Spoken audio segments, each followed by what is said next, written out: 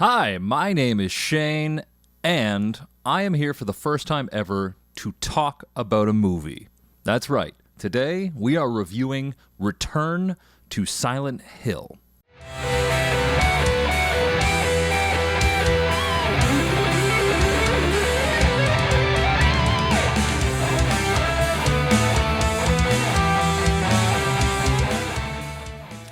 Now, the review is going to be a little bit longer, but if I was to simplify my exact thoughts of the film right now, I think Ian Malcolm said it best.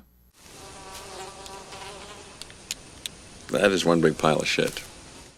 I cannot express how much anger I have at this film, but before I get too far into it, I want to say this is going to be a spoiler review. It will have spoilers for Silent Hill 2, the game, probably the remake and the original, and Return to Silent Hill. So if you want to play or see either, stop right now. Having said that, let's get into it. So, we start off in a way that is a little bit different from the game. We start off meeting James Sunderland, who is an artist. He accidentally comes across Mary on his way to deliver some of his art to an exhibit, and thus stopping her from getting a bus out of town. Now, this initial setup didn't bother me.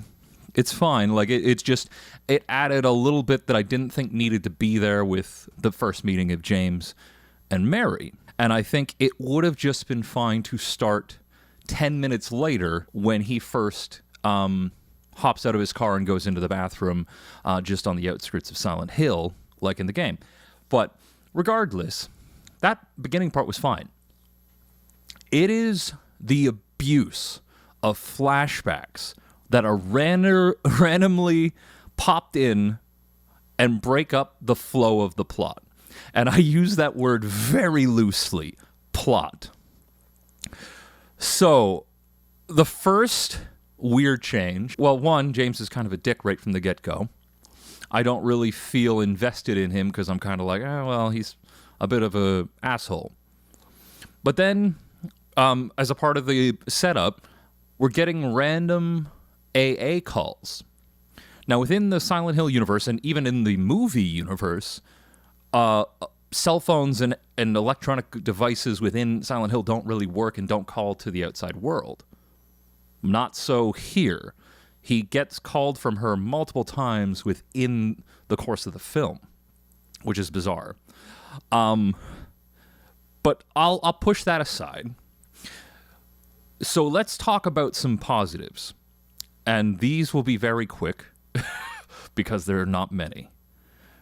When we get to the initial kind of from the Silent Hill 2 game and the Silent Hill 2 remake, when we get to the initial setup of James going into Silent Hill, the shots within the bathroom, on the trail, when he's just walking towards it, all really cool.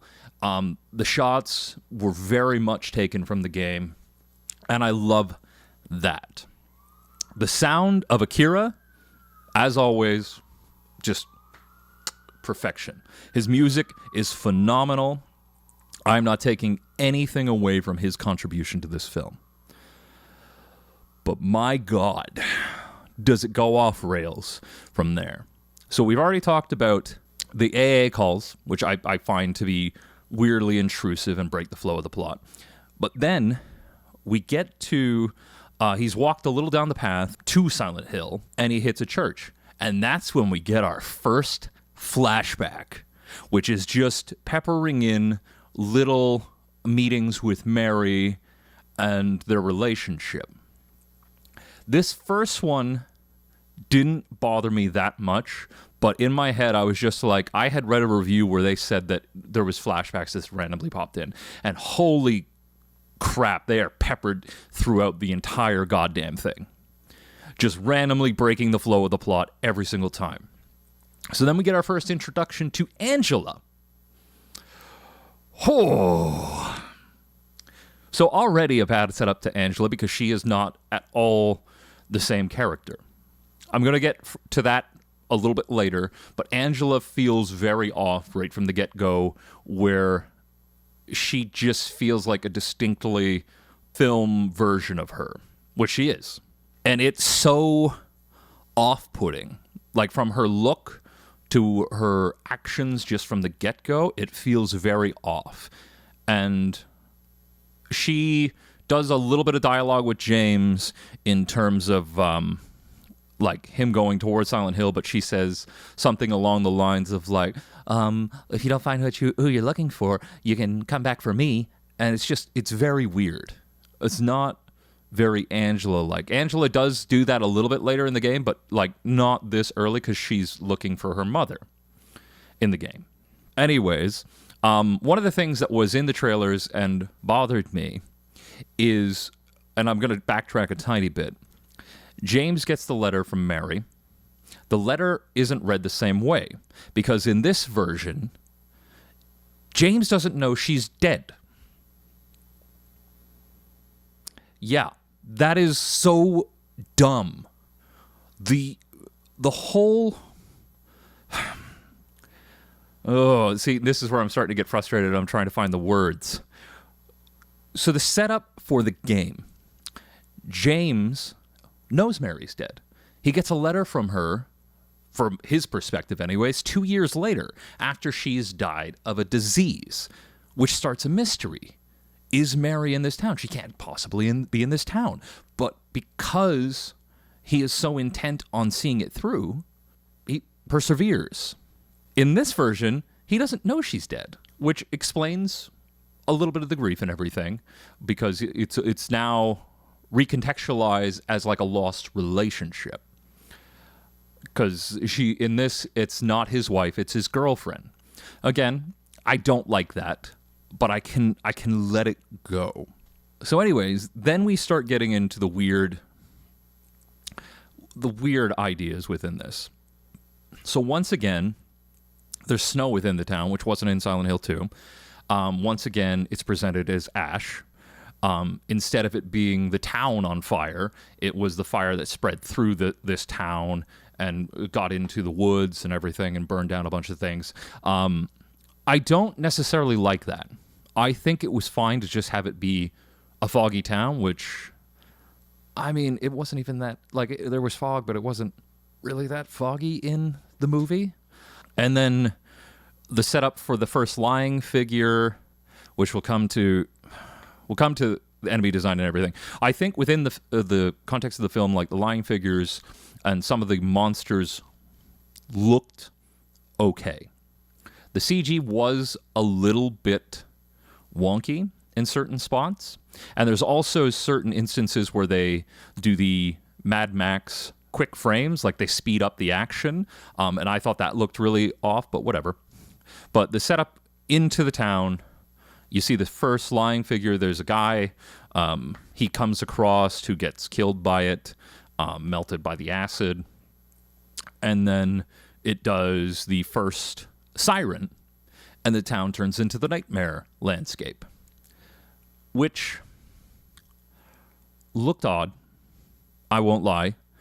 It was fine, but again, it was very bad CG, and then there was a lot of first-person perspective shots as he's running from lying figures and towards the Woodside Apartments. Wood Creek? Woodside. I think it's Woodside. It doesn't matter. So then we get some cool shots here with him exploring the hallways. And some of it is taken a little bit from the game, but obviously different design for the building and everything. And then we come across Eddie.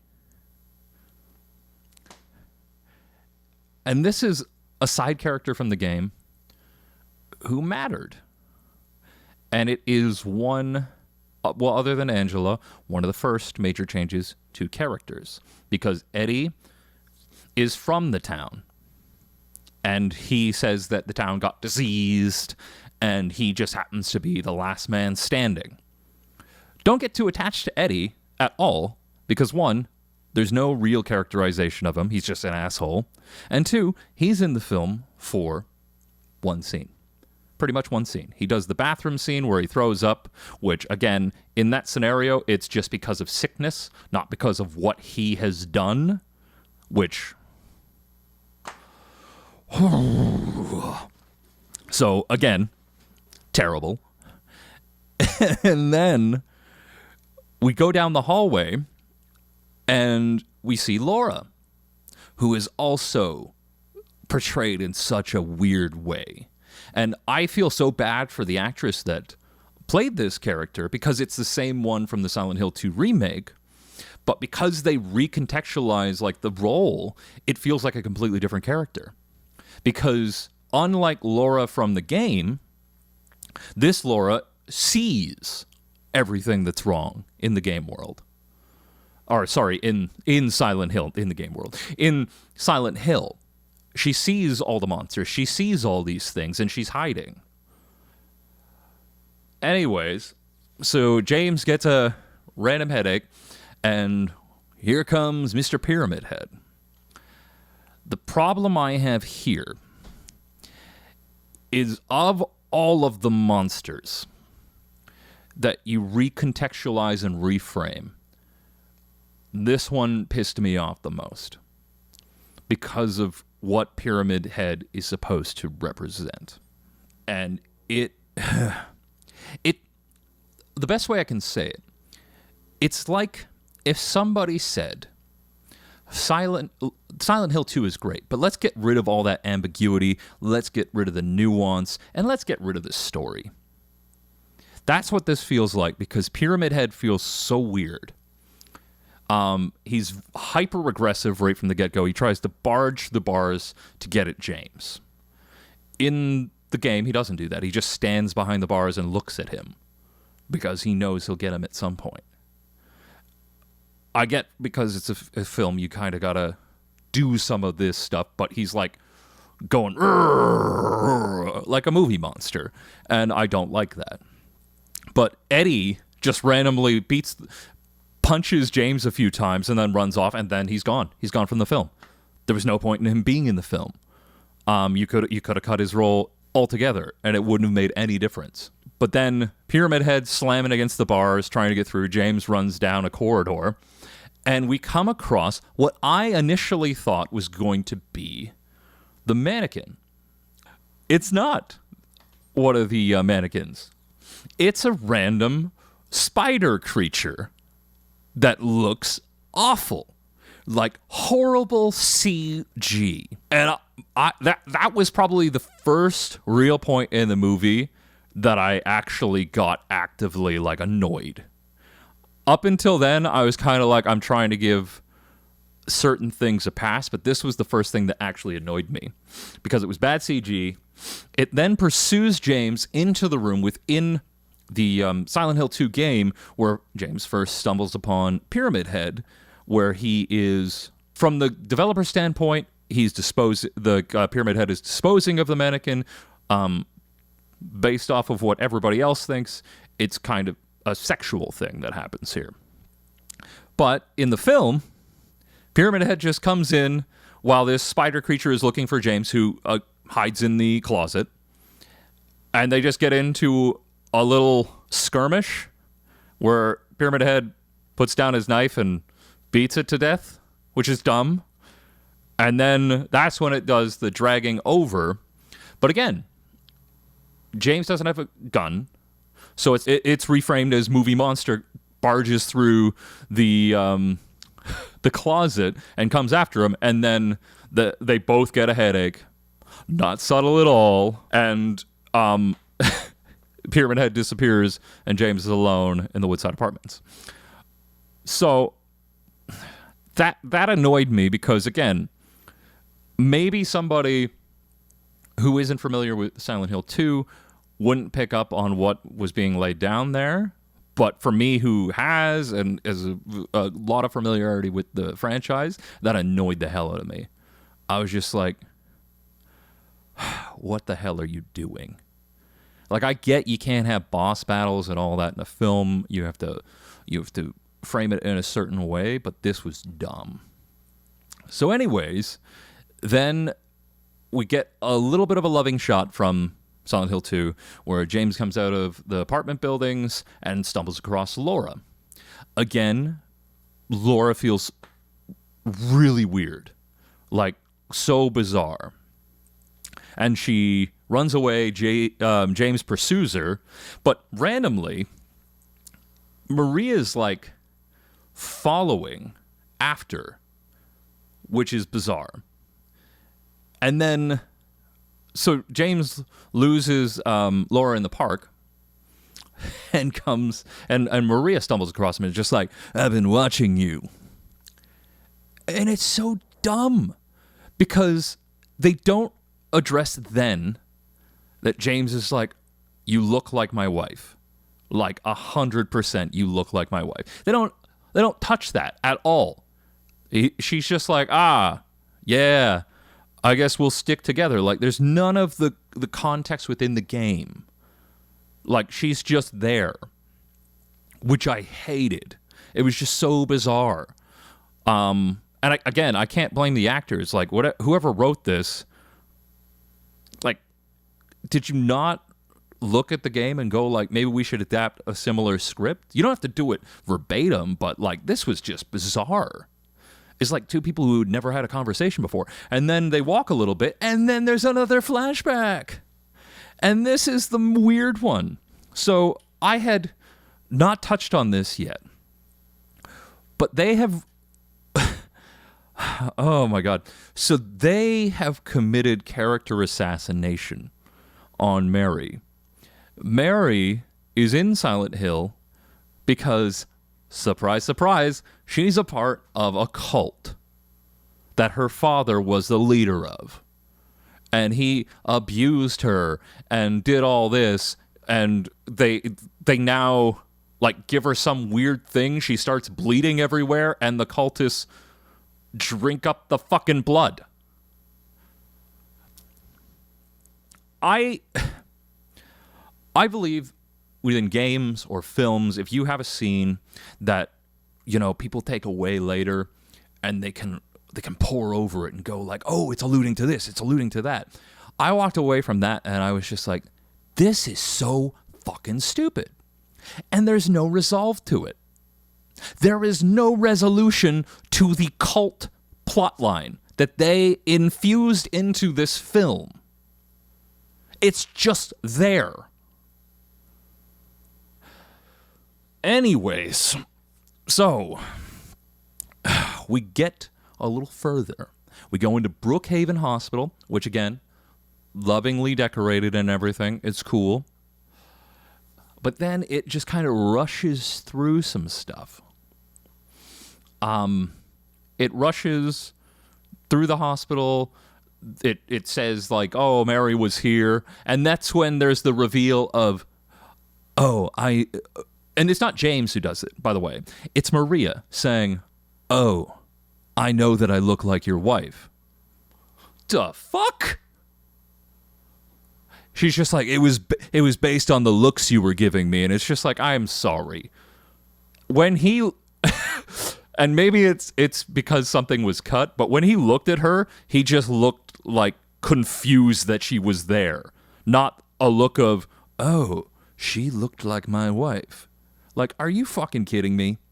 That is the stupidest thing ever. That line of dialogue, I rolled my goddamn eyes. I nearly lost them in the back of my head. Anyways, so this was so stupid. And he kind of does this like, oh, yeah, no, you can't, no, it's fine. Like, there's none of that interplay within the game where it's like you could be her twin, but you dress different, like provocatively. And this is where the problems start coming out. So maybe we'll get to it a little bit later because I don't want to hop too far ahead and spoil some stuff. But it is something that I do need to address. So anyways, getting so frustrated. Then the Nightmare World comes again. And we run into the nurses. And it's just a pile of nurses standing, like it's a group of them. And this is the same with the lying figures scene. It had a whole bunch of them, and James just ran away from them. And the same with the nurses. he ran away from them. And the problem is, in the game, there's such a cool scene with Maria and James running to the elevator a little bit later into the hospital while they're being pursued by Pyramid Head. It is now the nurses who pursue them to the elevator, and one of the nurses just jabs Maria. But she's not dead. She looks like she dies, and then James carries her into a room and just puts a quick Band-Aid on her, and she's like, "Oh, I'm fine." And I'm just like, fucking Christ. Oh, my God. And so there's a little bit of the scene that should have been a little bit earlier from Silent Hill 2 Remake, where Maria's left in a room on her own to rest. James goes further into the hospital. And this brings us to him pursuing Laura again, because she's in the hospital, and she leads him to what I believe in the game was a padded room, but it's in this a toxicology department where James believes Mary's going to be, sorry. And this is where I got like a little, what is happening? Because Laura is holding a dead baby in her hands. Like, they reframe this where she not only is aware of the monsters, but she's for some reason carrying one as a teddy bear, and she's watching James as he goes into this room instead of not understanding the dangers that he's facing because she doesn't see it. She fully knows that she's locked him in this room with... It's supposed to be... I can't remember the boss name, but it's supposed to be a boss from the game, but it's Maria. And she just takes him. But that's when it hops into this weird thing where it frames it as James is in a mental hospital. And I was just like, okay, is that what's happening here? And it breaks it up in such a way where it shows him in this mental hospital, but then it cuts to a flashback, but there's no rhyme or reason to it happening, and the only reason you know it's happening is because Mary's alive. And it's just so bizarre. It comes out of nowhere. And so then we get James saying, Mary, you need to leave this. After he saw her bloodied and everything, and everybody like essentially devouring her, she's fine. And he's just like, we need to get you out of this town. And it's just framed in such a bizarre way where Mary is like, well, I knew you wouldn't accept all of me. And it's just like, what the fuck are you talking about? And she's just like, I won't leave with you when you're like this. And I'm like, I'm sorry, this guy just saw you essentially being devoured, and you're kind of like, oh, you're a little too upset? It's so dumb. And this is where I'll start talking about it. They have reframed and recontextualized and recharacterized Mary into like essentially I don't even know, like not a great person. James is a bad guy, but he's not where he was in the game, where in the game he was taking care of Mary, who was getting worse and worse from a disease, and in this, he's just fleeing a cult. So it kind of makes sense that he wants to run away, because she doesn't seem to understand, like, what's going on? It's so bizarre. And it brings up one of the points that'll come up very soon. They changed Angela and Laura, and obviously Maria, but Angela and Laura, they are essentially more manifestations of Mary. Because Mary's full name is Mary Angela Laura Crane. So stupid. So fucking dumb. Whoever thought that was a genius idea, it's so dumb. Because now, you know what, we'll get there, because I'm getting ahead of myself again. I just want to get to the point that I'm trying to get. So anyways, we then have James in this mental hospital, see a bug, and then all of a sudden the nightmare world comes back and he's back in the hospital, and it just jumps immediately to James back down with Maria saying she wants to leave town because he couldn't find Mary, and he all of a sudden just becomes like real angry, but he's not saying anything, but his face is just scrunched up and like, I'm a murderer. Like, it's so weird. And he walks to the elevator. They go down together while Maria is protesting and saying, we can just leave, we can go. And this is where, again, I get really so angry with how they reframed Pyramid Head. James, when he goes down and he starts walking through what is essentially a representation of the labyrinth, they skipped like the prison and a couple of areas, but this is essentially the labyrinth. He starts walking through it, and Maria is behind him, begging and pleading, and it's just like, no, I need to find Mary. I don't need you anymore. And then Pyramid Head just fucking kills Maria, and James does not give a shit. And then it does the stupidest thing where it's like, oh, we need people to know because viewers are stupid. Oh, we're going to zoom into Pyramid Head's helmet and show you it's James. No shit. But what does he represent here?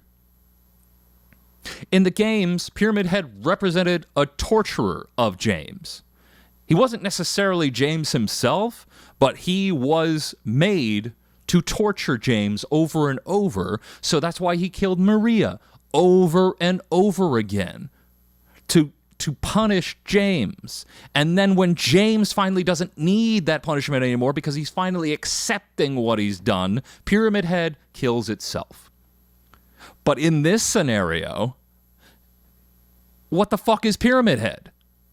He's just James as an asshole. Like what? It's so... getting myself angry again.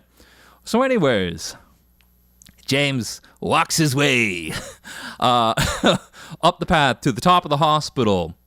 And then we get the most angering part of this that all of a sudden disrupts the whole movie for me. Like, the whole movie was already disrupted for me because the whole story sits on James not accepting what he did. Because James selfishly killed Mary. He put a pillow over her head in the game and killed her.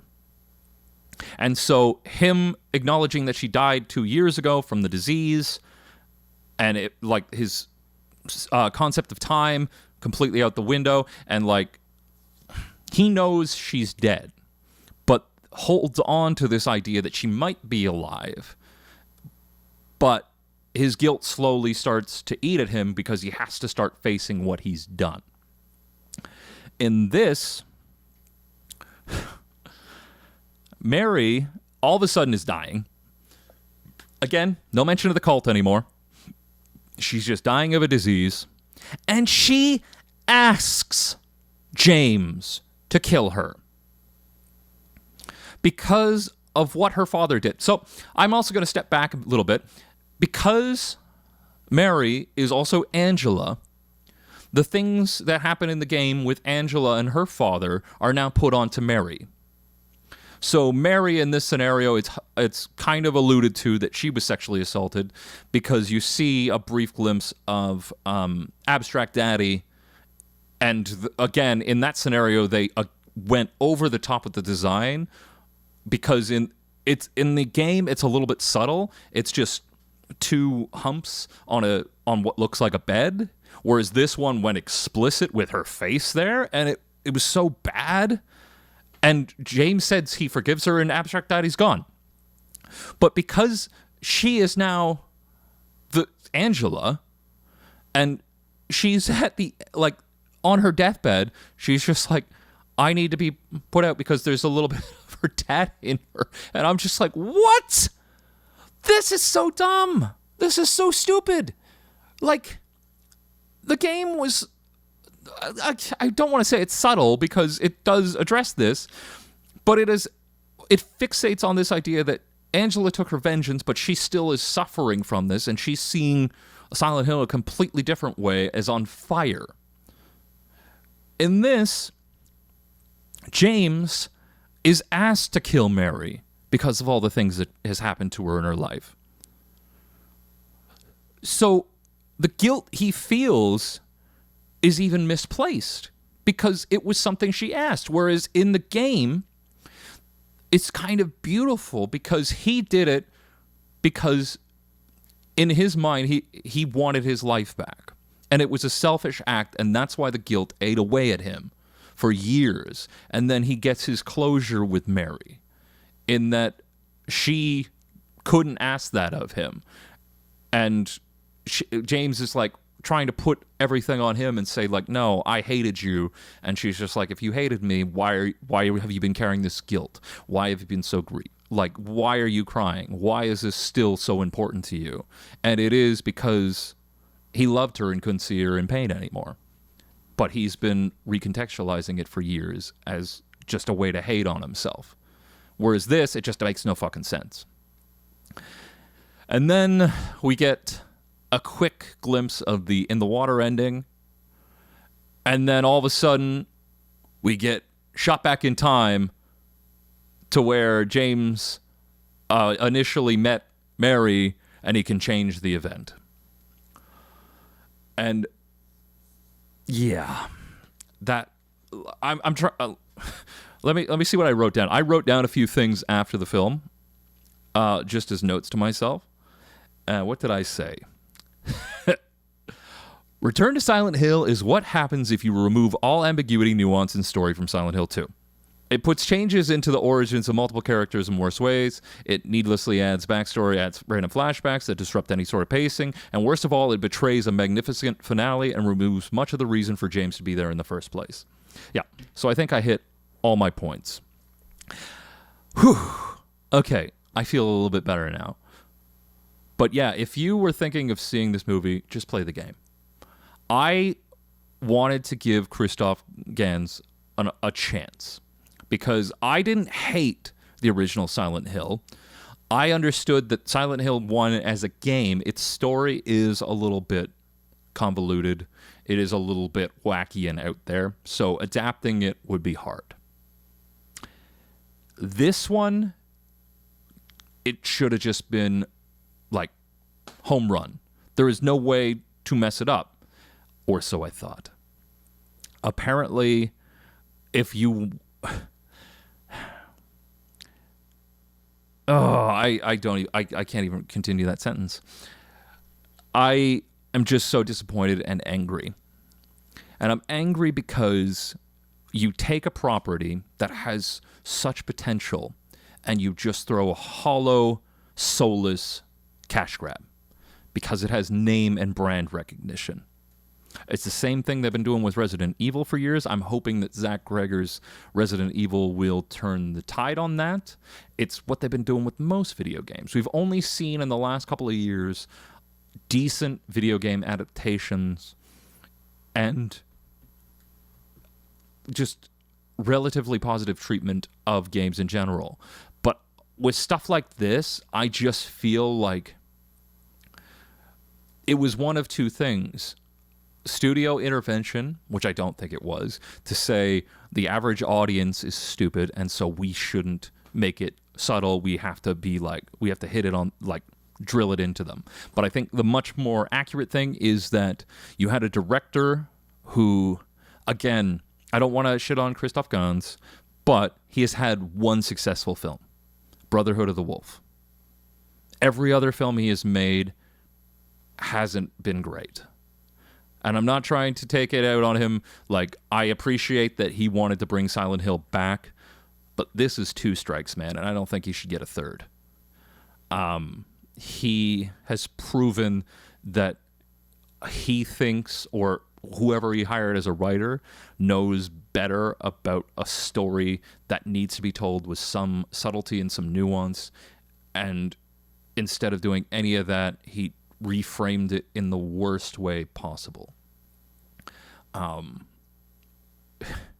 And it just bothers me because, again, the game approached some of those topics in such a good way. And, like, even with Eddie, like, seeing somebody slowly realize who they are, and that's when, you know, James also finds out what he's done, because he killed a person, and it's just like, yeah, well, you already did, and like he's slowly losing his grip. Like, the game just approached it in such a better way. And I think a lot of people thought, because if you remember when there was the Silent Hill stream, Bluebird revealed their trailer and people hated it. Return to Silent Hill just was a brief glimpses and people were a little skeptical, but then when the remake had its second trailer, people immediately turned around when they actually got their hands on it. It was a great game. It was a little overlong, a little overstuffed, but it was a good game. When people saw the trailers for Silent Hill, Return to Silent Hill, they had much the same feeling that, okay, you know, maybe we're just seeing the worst bits. We're seeing unfinished work. And no, it was bad. I really hope that this isn't the end of Silent Hill as a film franchise, but there needs to be somebody who respects the material. Seriously, I would love for somebody to take another crack at this years down the line, but to me, it's so disappointing that, you know, I saw the first one in 2006, I saw Revelations in 2012, I've now seen this in 2026, and it's 3 strikes for the film franchise. The first one was okay. This one had moments that I liked, but for the bulk of it, I hated.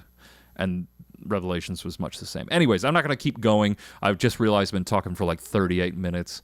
But if you liked this film review, which I've never done before, maybe like, comment, or subscribe. Let me know what you think.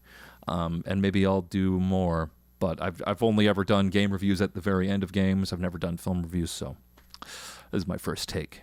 But anyways, my name is Shane, and I will see you next time.